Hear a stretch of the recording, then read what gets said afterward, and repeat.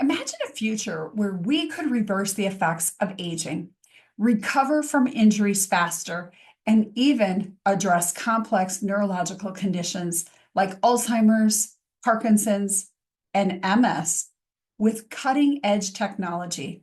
So, for an example, a skin cell might send a message to a neighboring cell saying, "Hey, we've got some damage here. I got too much sunburn.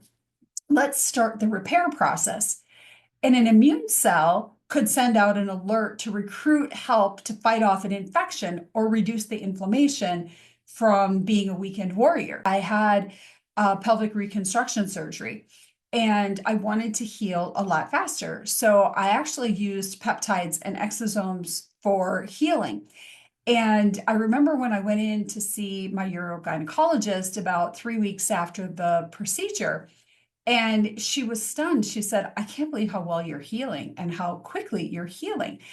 And I specifically asked her, I said, "Do you want to know what I'm doing? Because I'm really doing something amazing. And I think it could really help your clients."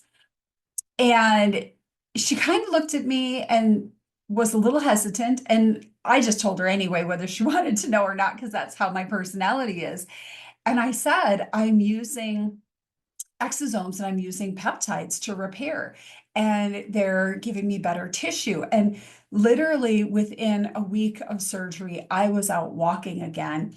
And by the end of the third week, I was walking over 2 miles, which is really unheard of for this type of surgery. And so I shared with her what I was doing, and she said, "Well, that's great. Keep it up. I can't tell you to not do it." But there really wasn't any interest from her in learning about these growth factors to help her clients heal faster and have a better recovery.